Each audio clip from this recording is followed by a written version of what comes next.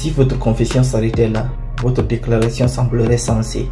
Mais, heureusement pour les millions de vos victimes qui obtiendront leur salut à travers elle, cet entretien continuera jusqu'à ce que vous m'ayez fourni l'arme grâce à laquelle votre domination sur les peuples, par la peur et la superstition, sera finalement contrariée.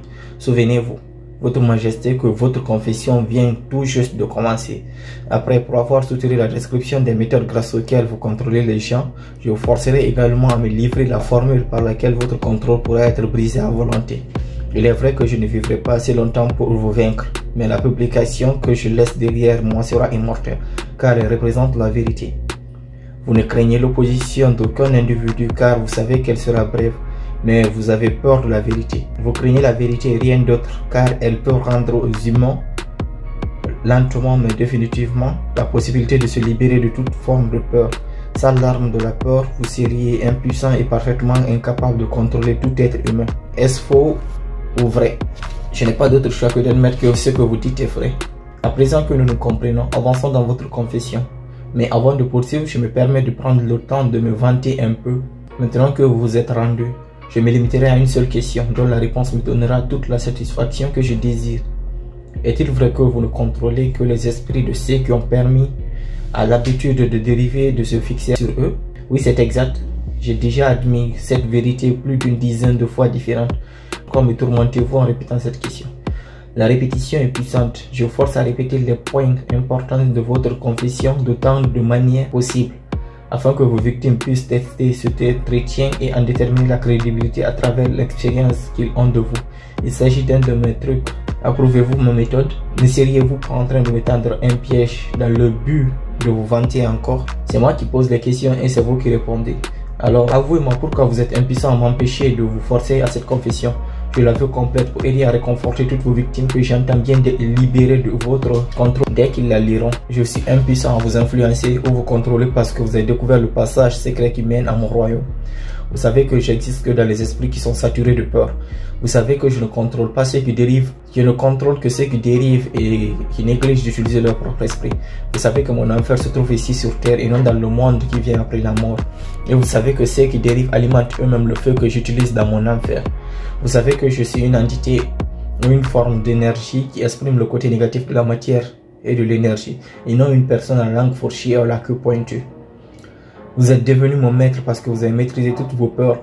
Enfin, vous savez que vous pouvez libérer toutes mes victimes terriennes avec qui vous entrerez en contact, et que cette connaissance précise est le coup par lequel vous me causerez le plus grand tort. Je ne peux pas vous contrôler parce que vous avez découvert votre propre esprit et l'avez pris en main. Voilà, monsieur le terrien, cette confession devrait alimenter votre vanité jusqu'à la faire éclater.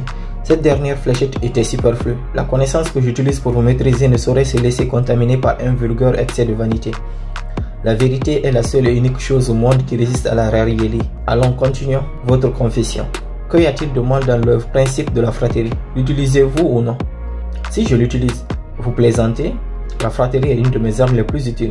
Avec cet instrument mortel, je terrasse les petits comme les grands. Votre aveu m'intéresse. Dites-moi comment vous utilisez la flatterie.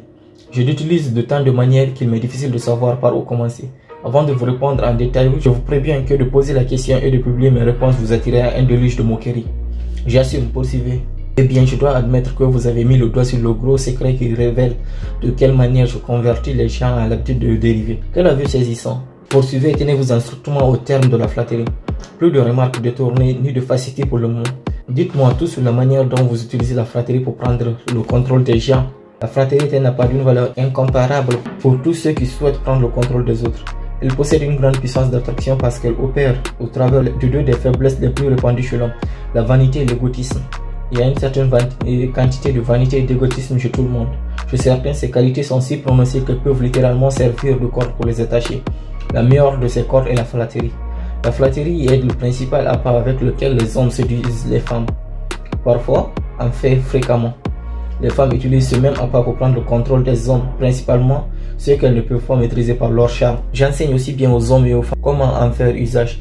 La flatterie est le principal appât avec lequel mes agents se frayent un chemin pour gagner la confiance des gens et leur soutirer les informations nécessaires pour continuer la guerre.